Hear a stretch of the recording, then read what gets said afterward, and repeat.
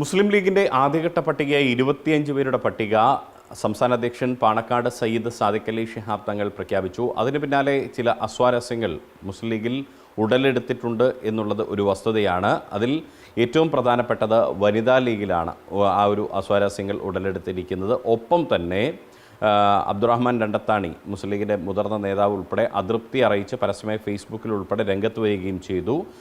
ഈ വനിതാ ലീഗിൻ്റെ പ്രാതിനിധ്യമില്ലാത്ത കാര്യം ചൂണ്ടിക്കാട്ടി വനിതാ ലീഗ് ദേശീയ ജനറൽ സെക്രട്ടറിയായ അഡ്വക്കേറ്റ് നൂർബിന റഷീദാണ്.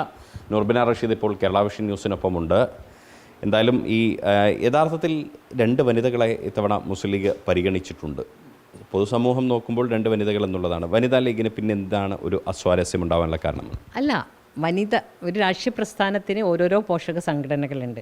ഇപ്പോൾ യൂത്ത് ലീഗ് എന്ന് പറഞ്ഞിട്ടാണ് എല്ലാവർക്കും കൊടുക്കുന്നത്. അപ്പോൾ 2 വനിതകളെ വന്നു. പക്ഷേ 2 വനിതകളും ഒന്ന് യൂത്ത് ലീഗിൻ്റെ മുഖമാണ്, മറ്റൊന്ന് ജയന്തി പി. അടുത്ത കാലത്ത് വിരലിലെണ്ണാവുന്ന വർഷങ്ങൾ കൊണ്ടാണ് വനിതാ ലീഗിൽ അവർ വയനാട്ടിൽ ആദ്യം ദളിത് ലീഗിലൂടെയാണ് വളർന്നത്. പക്ഷേ പിന്നീടാണ് അവർ പറയുന്നത് അവർ ദളിത് ലീഗിലല്ല എന്ന്. പിന്നെ പാർട്ടി ഇപ്പം കഴിഞ്ഞ കമ്മിറ്റിയിൽ ദേശീയ നേതൃത്വം ഏറ്റു. അപ്പോൾ അവർ ദേശീയ പാർട്ടിയുടെ മുഖമാണ്, അവർ വനിതാ ലീഗല്ല. അപ്പോൾ വനിതാ ലീഗ് എന്ന് പറയുന്നത് 40 വർഷത്തിലധികമായി കേരളത്തിൽ മുസ്ലിം ലീഗ് പ്രസ്ഥാനത്തിന് കരുത്ത് പകരുന്നതിന് വേണ്ടി പാർട്ടിയിലെ മെമ്പർഷിപ്പിൽ പകുതിയിലധികം വനിതാ ലീഗാണ്. പാർട്ടിയുടെ മെമ്പർഷിപ്പ് ഫണ്ട് റേസിങ്ങിൽ പാർട്ടി പരിപാടികൾ നടത്തുമ്പോൾ നിങ്ങളൊക്കെ കാണുന്നുണ്ടല്ലോ, എല്ലാ വേദികളിലും വനിതകളെ നിറഞ്ഞുകൊണ്ടാണ് പ്രവർത്തിക്കുന്നത് സംഘടനാപരമായി. പക്ഷേ ആ വനിതാ ലീഗിൽ കഴിവുള്ള ഒരുപാട് വ്യക്തികൾ, അത് ഈ ജില്ലാ പഞ്ചായത്ത് പ്രസിഡന്റ് ആണെങ്കിലും ബ്ലോക്ക് മുനിസിപ്പൽ ചെയർപേഴ്സൺമാർ, അങ്ങനെ കഴിവ് തെളിയിച്ച ഒരുപാട് വനിതകൾ ഉണ്ടായിട്ടും ആരെയും പരിഗണിക്കാത്തത്. ഞാൻ നൂർബിന റഷീദ് എന്ന വ്യക്തിക്ക് വേണ്ടിയല്ല സംസാരിക്കുന്നത്. എൻ്റെ വാക്കുകൾ, എൻ്റെ ശബ്ദം വനിതാ ലീഗിന് വേണ്ടിയാണ്. ഈ വനിതാ ലീഗിൻ്റെ ഇപ്പോൾ പലരും നൂർബിന റഷീദ് പ്രതികരിക്കുമ്പോൾ കരുതുക താങ്കളുടെ ഒരു സ്ഥാനാർത്ഥിത്വമാണോ എന്നുള്ളതാണ്. താങ്കളിപ്പോൾ പറഞ്ഞത് വെച്ചിട്ട് നേരത്തെ വനിതാ ലീഗിൻ്റെ സംസ്ഥാന അധ്യക്ഷ ഉൾപ്പെടെയുള്ളവർ പരിഗണിക്കപ്പെടുന്നു എന്നുള്ള സൂചനകളുണ്ടായിരുന്നു. പിന്നെ എവിടെയാണ് വനിതാ ലീഗ് മാറ്റി നിർത്തപ്പെട്ടത്? അതാണ് ഞങ്ങൾക്ക് മനസ്സിലാവാത്തത്. ഒരു Noorbina Rasheed A or B or C അല്ല, വനിതാ ലീഗിൻ്റെ തലപ്പത്ത് ഇപ്പോൾ പേരാമ്പ്രയിൽ കുൽസു ടീച്ചറൊക്കെ ഉണ്ടായിരുന്നു.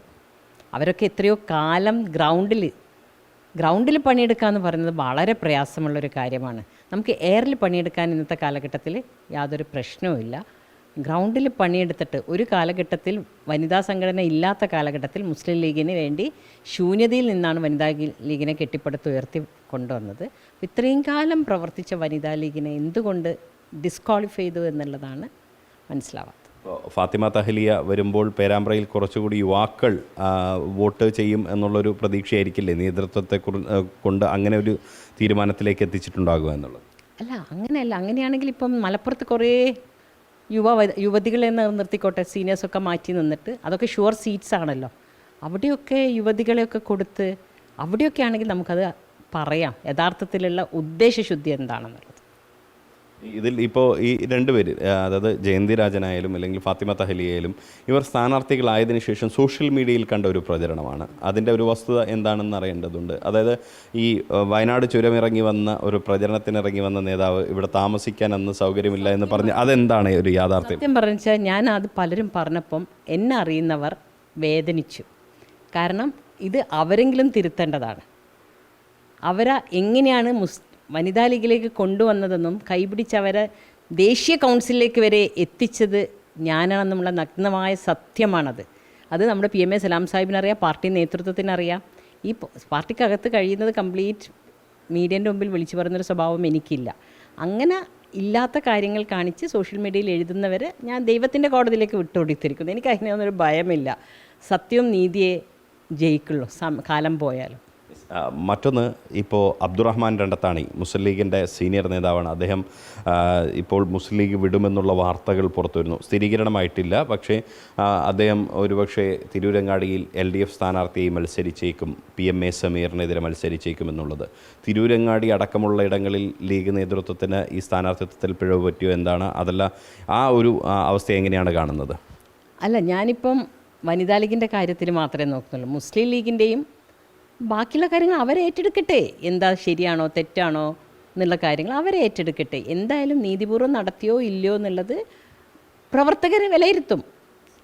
വനിതാ ലീഗിൻ്റെ കാര്യം മാത്രമേ ഞാൻ പറയാൻ ആഗ്രഹിക്കുന്നുള്ളൂ. എനിക്ക് വേണ്ടത് എൻ്റെ സംഘടനയെ സംരക്ഷിച്ചു കൊടുക്കുക, അവരുടെ ശബ്ദമായിട്ട് പ്രവർത്തിക്കുക. ഈ അതൃപ്തി ഉണ്ടെങ്കിൽ അത് പാർട്ടിയിൽ തുറന്നു പറയും, അതിനപ്പുറത്തേക്ക് ഒരു ശക്തമായ നടപടിയിലേക്ക് അല്ലെങ്കിൽ മറ്റൊരു നീക്കത്തിലേക്ക് നൂർബിന് നീങ്ങുമോ എന്നുള്ളത്? അല്ല, ഇനി പാർട്ടിയിൽ പറയേണ്ട ആവശ്യമില്ല. കാരണം ഞാൻ 40 കൊല്ലമായി പാർട്ടിയോട് സംവദിച്ചു കൊണ്ടേയിരിക്കുകയാണ്. എനിക്കിപ്പോൾ സോഷ്യൽ മീഡിയയിലൂടെ എന്നെ എത്ര അറ്റാക്ക് ചെയ്താലും ഞാൻ തളർന്നു പോവുകയില്ല. ഈ സോഷ്യൽ മീഡിയ എന്താണെന്ന് അതും ഞാൻ പറയുന്നു. ഞാനൊരു മുസ്ലിം വനിതയാണ്, മുസ്ലിം മതവിശ്വാസിയാണ്, ട്രൂ ബിലീവറാണ്.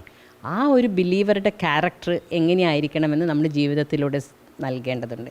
സോഷ്യൽ മീഡിയയിലെ വെട്ടുകിളിക്കൂട്ടങ്ങളെയൊന്നും പറഞ്ഞയച്ചു കൊണ്ടുള്ള കളികൾക്കൊന്നും ഞങ്ങളില്ല. ഞങ്ങൾ മീഡിയയിലൂടെ വളർന്നവരല്ല, ഞങ്ങൾ ഗ്രൗണ്ടിൽ പണിയെടുത്ത് വളർന്നവരാണ്. മീഡിയയിലൂടെ കളിച്ചുകൊണ്ടുള്ള ഇപ്പോൾ ഞാൻ തന്നെ ഒരാളെൻ്റെ അടുത്ത് അയച്ചു, അയ്യോ ഞാൻ ആളെ പേര് പറയുന്നില്ല, നമ്മുടെ ഈ പുതിയ തലമുറൻ്റെ ഉള്ളിലുള്ള ഒരാളുടെ ഹസ്ബൻഡ് എഴുതിയിരിക്കുകയാണ്, ഞങ്ങളെ കഴിവുകേടാണ്, ഞങ്ങൾക്ക് സീറ്റ് വാങ്ങിച്ച് കൊടുക്കാൻ പറ്റാത്തത്. ഇതൊക്കെ പ്രിയ സഹോദരാ, നിങ്ങൾ കൊടുത്താലും കൊടുത്തിട്ടില്ലെങ്കിലും ഞങ്ങളതിനെ കഴിവ് കേടായിട്ടല്ല കാണുന്നത്. ഞങ്ങൾ അഭിമാനമുള്ള അസ്തിത്വമുള്ള മുസ്ലിം സമുദായത്തിന് അഭിമാനകരമായ രീതിയിൽ ഒരു വനിതാ സംഘടനകളെ പ്രവർത്തിച്ച് വളർത്തി വലുതാക്കിയവരാണ്. ഈ ഒരു അവഗണന ഉണ്ടായിട്ടുണ്ടെങ്കിൽ പോലും നൂർബിന റഷീദും മറ്റുള്ളവരൊക്കെ ലീഗിൽ തന്നെ സജീവമായി തുടരും. No doubt at all. ഞങ്ങൾ ഏതിലാണ് വന്നത്, അങ്ങനെയാണെങ്കിൽ ഏതോ കാലം എനിക്കൊക്കെ പോകാം. ഞാനൊരു ക്യാമ്പസ് പൊളിറ്റിക്സിലൂടെ വന്നതല്ല. ഇന്ത്യൻ യൂണിയൻ മുസ്ലിം ലീഗ് എന്ന പ്രസ്ഥാനത്തിൽ മുസ്ലിം എന്ന പേരുള്ളതുകൊണ്ട് മാത്രമാണ്. അതിൽ ന്യായപൂർവ്വം നീതിപൂർവ്വം സത്യസന്ധമായിട്ട് സാമൂഹ്യ പ്രവർത്തനവും പൊതുപ്രവർത്തനം നടത്താൻ പറ്റുമെന്നുള്ള ഒരു പ്ലാറ്റ്ഫോമാണെന്ന് മനസ്സിലാക്കിയിട്ടാണ് വന്നത്.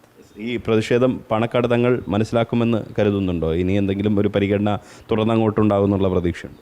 അയ്യോ, ഇതൊരു പ്രതിഷേധമല്ല, ഇതൊരു വേദനയാണ്. അത് തങ്ങൾക്കും നേതൃത്വത്തിനും അറിയാം.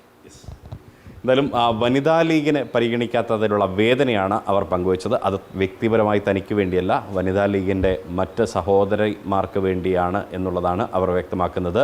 ഈ ഒരു വേദന ഉണ്ടെങ്കിൽ പോലും അവസാന നിമിഷം വരെ മുസ്ലിം ലീഗുകാരെ തുടരും എന്നുകൂടി വ്യക്തമാക്കുകയാണ് Noorbina Rasheed. Camera person TK റിഷാദിനൊപ്പം Riyas KMR, Kerala vision news, Kozhikode.